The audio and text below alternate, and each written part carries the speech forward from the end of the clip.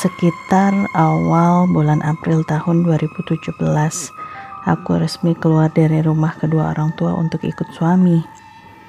Awal pernikahan yang begitu sulit, meski aku tahu keuangan kami sangat terbatas. Bahkan bisa dibilang kekurangan, aku harus tetap ikut kemana suamiku pergi demi sebuah kata bakti. Sore itu setelah berpamitan dengan ibu dan ayah, aku dan suamiku menuju ke suatu daerah di pinggir kota. Suamiku bilang ada salah satu temannya yang berbaik hati mau menampung kami untuk sementara. Ya, sebab kami tak punya uang untuk menyewa rumah, meski yang termurah sekalipun. Setelah 30 menit perjalanan menggunakan sepeda motor, kami sampai di depan sebuah rumah permanen dengan cat berwarna hijau yang sudah tampak memudar. Beberapa bagian catnya sudah terkelupas. Halamannya kotor dengan sampah daun kering yang berserakan di mana-mana. Rumput liar yang tinggi selutut orang dewasa menambah kesan suram rumah itu. Pintu rumah terbuka. Seorang wanita muncul dari balik pintu sambil memberikan sebuah senyum mengembang dari bibir tipisnya. Dengan ramah ia mempersilahkan kami untuk masuk ke dalam rumah. Ternyata bagian dalam rumahnya tak seburuk yang kubayangkan sebelumnya. Dindingnya dicat warna putih bersih dan terawat. Beberapa bingkai foto terpajang di sana. Ibu pemilik rumah yang akhirnya ku ketahui bernama Hayati itu menyuguhkan 2 gelas minuman dan sepiring makanan ringan. Suamiku mulai membuka obrolan. Kami larut dalam obrolan sederhana. Dari logat bicaranya dapat kutebak kalau ibu pemilik rumah ini berasal dari daerah yang terkenal dengan empal gentongnya. Dia tinggal bersama suami dan kedua anaknya. Hanya saja Pak Latif, sang suami, jarang berada di rumah. Ibu Hayati hanyalah istri kedua. Di sela-sela obrolan aku mengamati sekitar ruangan. Satu hal yang membuat bertanya-tanya adalah sebuah tangga yang ada di sisi kiri ruang tamu. Tangga yang mengarah ke bawah. Sungguh suatu hal yang di luar kebiasaan pada umumnya. Lantas Ibu Hayati berkata bahwa kamar yang akan kami tempati itu berada di bawah sana dan masih kotor. Ibu Hayati mengajak kami untuk membersihkannya bersama-sama. Aku hanya mengangguk sebentar. Kalau kamar di bawah itu artinya ruangan itu di bawah tanah. Sebab ruangan atas ini sejajar dengan jalan raya. Ruang bawah tanah yang terlintas dalam benakku adalah sebuah ruangan dengan aroma yang lembab. Tikus dan kecoa yang hiril mudik berkeliaran, serta berbagai hal buruk terlintas dalam pikiran tanpa diundang. Aku menghela napas. Waktu berjalan terasa lambat. Selepas sholat maghrib, Ibu Hayati mengantarku ke ruang yang ada di bawah. Dengan berjalan perlahan dan berpegangan pada dinding, aku mengikuti Ibu Hayati yang berjalan di depan. Tidak terlalu jauh ke bawah, hanya ada 13 anak tangga. Aroma lembab langsung terasa saat kami sampai di lantai bawah. Mataku memindai ke sekitar. Sarang laba-laba memenuhi setiap sudut ruangan. Ruangan bawah cukup luas, terdiri dari satu kamar yang bersisian dengan satu ruang keluarga. Di sudut ruangan terdapat kamar mandi. Syukurlah aku tak perlu ke lantai atas jika ingin ke kamar mandi.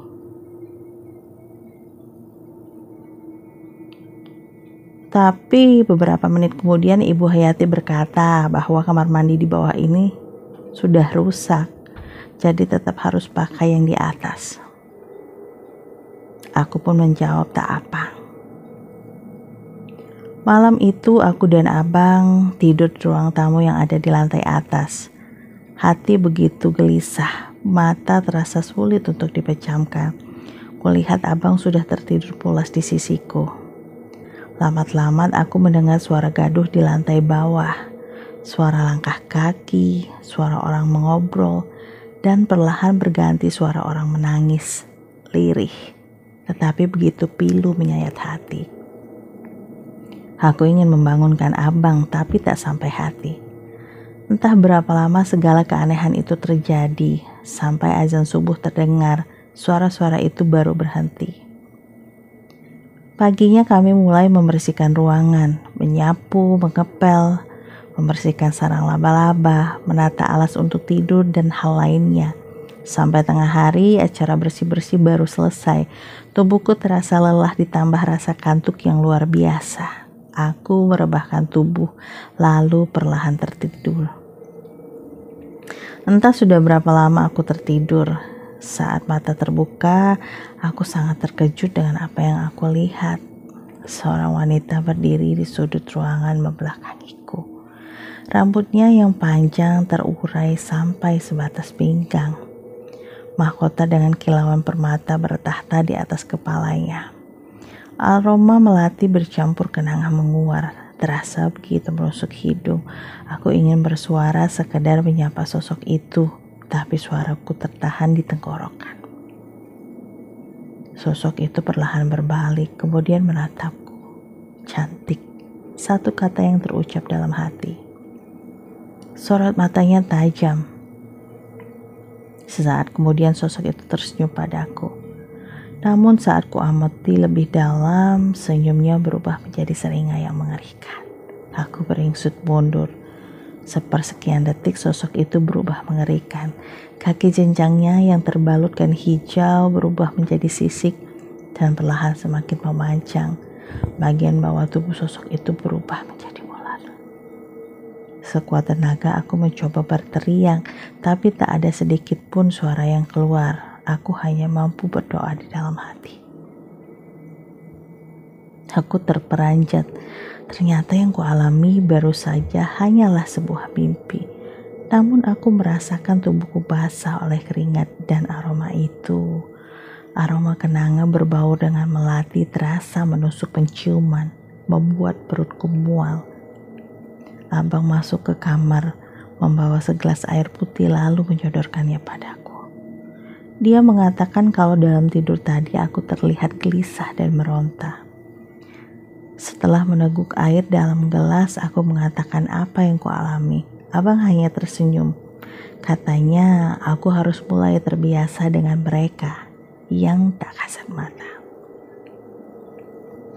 Hari-hari terus berlalu, tak terasa sudah 1 bulan kami tinggal di ruang bawah tanah. Sosok wanita siluman ular itu tak lagi hadir di mimpiku. Namun sosok-sosok lain mulai berani mengganggu kami. Bahkan mereka tak segan menampakkan diri pada siang hari. Suatu ketika aku berada di kamar seorang diri. Abang belum pulang kerja. Tidak biasanya dia terlambat sampai rumah. Malam semakin larut dan aku masih sendiri. Hati mulai terasa tak tenang. Atmosfer dalam kamar berubah menjadi panas. Padahal kipas angin menyala dengan kecepatan tertinggi. Suara langkah kaki dan tawar yang anak-anak terdengar dari ruang sebelah kamar yang kutempati. Semakin lama semakin ramai. Gaduh. Ingin rasanya keluar kamar dan memaki mereka, tapi nyaliku tak cukup untuk itu. Sekitar 30 menit berlalu dan kegaduhan itu baru berhenti. Tak lama setelahnya abang datang. Melihat wajah lelahnya, aku mengurungkan niat untuk menceritakan apa yang belum lama terjadi. Tapi tetap saja gangguan demi gangguan itu terus saja terjadi. Dan akhirnya suatu kali aku pernah mengeluh kepada abang. Kukatakan aku ingin pindah dari tempat ini. Rasanya sudah tak sanggup hidup dalam teror mereka. Namun abang hanya memintaku untuk bersabar. Ia pun sedang berusaha agar kami mampu menyewa rumah. Ia juga berkata jangan pernah takut kepada mereka sebab derajat kita sebagai manusia tentu lebih tinggi dari bangsa mereka. Lama-kelamaan aku mulai terbiasa karena hampir setiap malam mereka seolah mengadakan acara di ruang sebelah. Bagiku itu tak masalah, asal mereka tidak sampai masuk ke dalam kamar. Pernah juga aku menceritakan segala keanehan yang aku alami kepada Ibu Hayati, tapi dia hanya tersenyum. Mereka tak akan ganggu kalau tak diganggu, katanya. Aku lantas saja mengelak, aku katakan kalau aku tak berniat mengganggu. Mungkin mereka ingin berkenalan. Saya lihat Mbak Arum memiliki energi yang sama dengan mereka. Saran saya, Mbak harus diruat dengan air 7 sumber. Saya tahu Mbak memiliki kemampuan untuk berinteraksi dengan mereka, iya kan? Tatapan mata Ibu Hayati menatapku dengan tajam, membuatku merasa tak nyaman. Aku menggeleng. Ku bilang aku tak suka ritual macam itu. Ibu Hayati malah tertawa.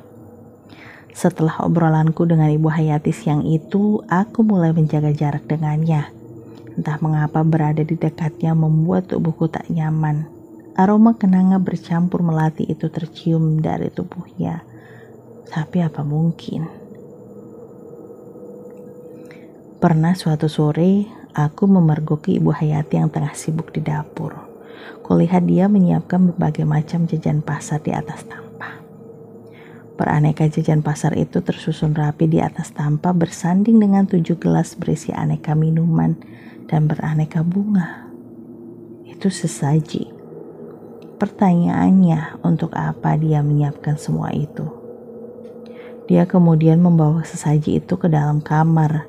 Dia hanya menatapku sekilas saat kami berpapasan. Aku berusaha tersenyum, tapi tak ada balasan darinya. Saat dia masuk ke dalam kamar, aku melihat sosok itu mengiringi di belakang Ibu Hayati.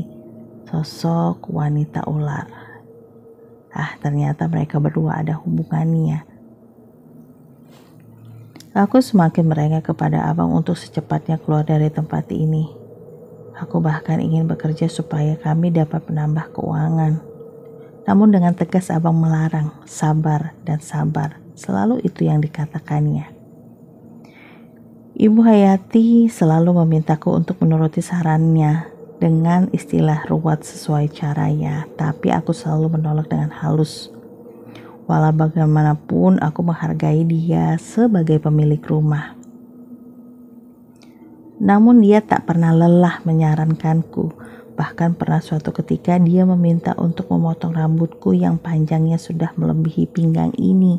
Aku tersinggung dan dengan tegas menolak. Rambutmu itu memikat mereka, Mbak. Auramu juga suram. Cobalah turuti saranku, nanti Mbak akan rasakan khasiatnya, kata Ibu Hayati berusaha mempengaruhiku. Aku tetap menolak. Abang gak suka Bu, aku rambut pendek, hanya itu yang kukatakan. Di luar dugaanku, Ibu Hayati malah menjelekkan abang. Katanya aku cantik, seharusnya bisa mendapatkan suami yang seumuran denganku. Memang aku dan abang terpaut selisih usia yang cukup jauh. Setidaknya aku menjadi istri satu-satunya untuk suamiku. Terpaksa aku katakan hal kasar itu. Kulihat raut wajahnya berubah menjadi tak suka. Dia kemudian berlalu meninggalkanku. Dengan sedikit rasa sesal dalam hati aku kembali ke kamar. Sudah pasti Ibu Hayati tersinggung dengan ucapanku, tapi biarlah. Semoga abang segera bisa membawaku keluar dari tempat ini. Begitu selalu harapanku saat itu. Hari-hari setelah obrolan itu, Ibu Hayati lebih sering menghindar saat berpapasan denganku. Bukan hanya itu saja. Nampaknya sosok wanita ular itu pun ikut marah. Setiap malam sosok itu datang dalam mimpiku. Meski mimpi, tapi efeknya begitu terasa sampai saat aku terjaga. Sosok itu selalu datang dengan wajah marah. Dia berusaha mendekat dan ingin mencekik leherku, tapi seperti ada batas yang menghalangi. Sampai malam ketujuh setelah obrolanku dengan Ibu Hayati siang itu, sosok itu datang dengan wajah sangat marah. Karena tangannya tak berhasil meraihku, dikibaskannya lah ekornya yang panjang itu ke arahku. Aku tak sempat menghindar. Perutku terkena kibasan ekor bersisiknya. Jangan tanya bagaimana rasanya, tentu saja sakitnya luar biasa. Aku terbangun dengan rasa nyeri tak tertahan. Kulihat ada luka lebam tepat di mana ekor ular itu mengenai perutku tadi. Sungguh di luar akal memang. Abang terbangun mendengar rintihanku, kemudian dia memelukku. Dia memberiku air minum dan bilang akan secepatnya membawaku pergi dari sini. Sisa malam itu kulalui dengan tangis. Selain karena merasakan sakit yang tak terhingga, aku juga bersedih. 3 hari lamanya aku merasakan sakit-sakit yang tak juga hilang dengan meminum analgesik yang selalu kusediakan dalam kotak obat. Akhirnya aku meminta untuk abang mengantarkan aku pulang ke rumah ibu. Di rumah ibu, aku mengatakan semua yang kualami diiringi isak tangis. Tentu saja aku mengatakan saat abang tak bersamaku. Bukan apa-apa. Aku hanya takut dia merasa tersinggung atau bahkan bersedih. Tanpa banyak menanggapi, ibu lalu pergi ke dapur. Tak lama, ibu kembali membawa mangkuk kecil berisi sesuatu berwarna putih. Beras kencur. Mana perutnya? Biar ibu balur, kata ibu. Aku memperlihatkan luka di perut ini.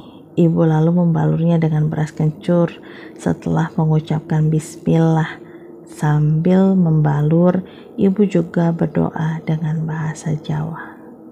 Ajaib. 10 menit setelah dibalur, aku tak lagi merasakan sakit. Alhamdulillah, aku mengucap syukur. Sorenya abang menjemputku. Sebelum pulang, ibu berpesan supaya kami jangan sampai lengah. Harus selalu mengingat Allah dan jangan tinggalkan salat 5 waktu. Akan lebih bagus lagi dengan ditambah ibadah sunnah lainnya. Kami mengangguk. Ibu juga menitipkan bungkusan berisi beras dan bahan pokok lainnya untuk diberikan kepada Ibu Hayati. Katanya sebagai ucapan terima kasih telah bersedia menampungku. Sesampainya kembali di rumah Ibu Hayati, aku hanya disambut oleh Roni, anak bungsu Ibu Hayati. Ku berikan bungkusan titipan ibu kepadanya. Dengan senang hati dia menerima dan menyimpannya di dapur. Baru saja 3 anak tangga terlewati, aku mencium aroma kemenyan menguar dari ruang bawah tanah. Astagfirullah, apalagi ini? Abang memintaku untuk terus berjalan. Benar saja, di sudut ruangan aku lihat ada dupa kecil yang menyala dan mengepulkan asap. Ternyata aroma itu berasal dari sana. Setelah membersihkan diri, kami bersiap untuk tidur. Lambat-lambat terdengar suara tangis seseorang wanita. Abang membuka pintu kamar. Aku mengikutinya dari belakang. Suara itu berhenti. Saat pintu kembali ditutup, suara itu terdengar lagi. Aku tak ingin memikirkan apapun. Meski suara itu terasa cukup mengganggu, aku berharap dapat tidur nyenyak. Sepanjang malam itu kami tidur diiringi suara tangisan. Tidurku tak nyenyak malam itu. Suara itu berhenti saat azan subuh berkumandang. Singkat cerita, sudah 3 bulan lamanya aku tinggal di rumah Ibu Hayati. Sore itu abang membawa kabar gembira. Dia bilang aku harus membereskan barang-barang karena esok kami akan pindah. Aku bahagia luar biasa. Saking bahagianya aku tak sempat menanyakan kemana kami akan pindah. Tak butuh waktu lama aku selesai membereskan barang yang harus dibawa. Tak banyak, sebab memang aku tak membawa banyak pakaian saat keluar dari rumah orang tua aku dulu.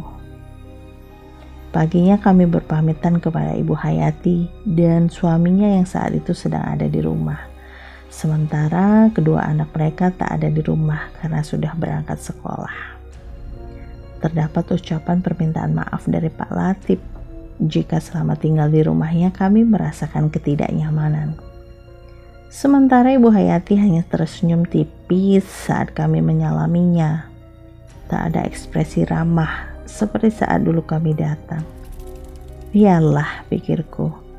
Aku sangat bersyukur akhirnya terbebas dari teror-teror makhluk penghuni rumah Ibu Hayati itu.